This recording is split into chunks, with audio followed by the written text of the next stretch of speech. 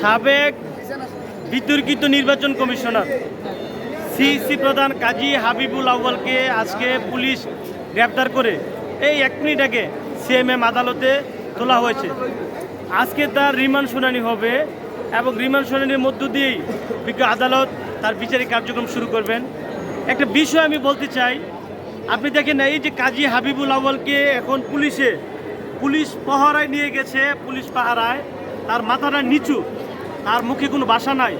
এত লজ্জা, এত ঘৃণা, মানে মানুষের যদি মিনিমাম বিবেক না থাকে, এরা আসলে কোন সমাজের মানুষ আমাদের জানার খুব ইচ্ছে করে।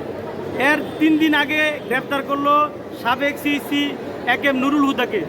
নুরুল হুদা মিনিমাম লজ্জা বোধ করলো না এবং তাকে, আমার বন্ধুই হয়, একসাথে আমরা রাজনীতি করেছিলাম, সে তাকে জুতাপেটা করেছে, যদিও আমি মব জাস্টিসের বিপক্ষে, কিন্তু এটা কিন্তু একটা শাস্তি, প্রকৃতির একটা শাস্তি আছে। এই যে কাজী হাবিবুল আউয়াল কত সুন্দর করে বলতে, অত্যন্ত সুষ্ঠু নির্বাচন হয়েছে, অত্যন্ত সুষ্ঠু নির্বাচন হয়েছে, ভোটাররা স্বতঃস্ফূর্তভাবে ভোট দিচ্ছে।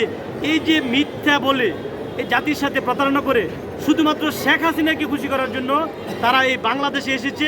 আমার মনে হয় তারা পৃথিবীতে জন্মগ্রহণ করেছে। তাহলে শুধু শেখ হাসিনাকে বাঁচাতে গিয়ে তাদের যে যুদ্ধ, এই যুদ্ধের কারণে কিন্তু আজকে তারা পরাজিত। শেখ হাসিনা চলে গেছে, কিন্তু কাজী হাবিবুল আউয়াল, এম নুরুল হুদার কিন্তু পালিয়ে যাওয়ার কোনো সুযোগ নাই। এমন আওয়ামী লীগের অসংখ্য দোষর আছে, তাদের কিন্তু বিচার করা এখনটা এই বাংলার মাটিতে হবে। কাজে আমি বলতে চাই, আপনি দল অন্ধ হওয়া ভালো না। আপনার দলের নেতা যদি স্বৈরাচারী হয়, আপনার দলের স্বৈরাচারীকে আপনি স্বৈরাচারী থেকে দূরে চলে আসেন। আপনার ভিতরে যদি সততা না থাকে, আপনি মূল্যায়ন করবেন কাকে? আপনার অনুসারী হবে কোরআন, আপনার অনুসারী হযরত মুহাম্মদ সাল্লাল্লাহু আলাইহি ওয়াসাল্লাম, আপনি ভালোবাসবেন আপনার রাষ্ট্রকে। কিন্তু আপনি কি একটা অসুস্থ এবং স্বৈরাচারের প্রধান শেখ হাসিনার গোলামি করতে গিয়ে আজকে কাজী হাবিবুল আউয়ালের যে অ্যাক্টিভিটিস দেখলাম, মাথাটা নিচু করে চুরের মতো এই আদালতে তাকে তোলানো হয়েছে। কেন ভাই? হাবিবুল আউয়ালের কি টাকার খাওয়ার অভাব ছিল? উনি কি বাঁচতে পারতো না, চলতে পারতো না? কেন জাতির সাথে প্রতারণা করতে হবে? কেন গোলামি করতে হবে? এই জন্য আমি কাজী হাবিবুল আউয়ালকে দিয়ে সারা বাংলাদেশে বার্তা দিতে চাই, সাবধান হয়ে যান। আগামীর বাংলাদেশে যারা রাজনীতি করবেন, কখনো দল অন্ধ হবেন না। আপনার দলের প্রধান, দলের নেতা যদি অন্যায় করে, কিন্তু কোরআন এবং সুন্নাহর বিরুদ্ধে যায়, রাষ্ট্রের বিরুদ্ধে যায়, আপনি অবশ্যই তার বিরুদ্ধে করবেন।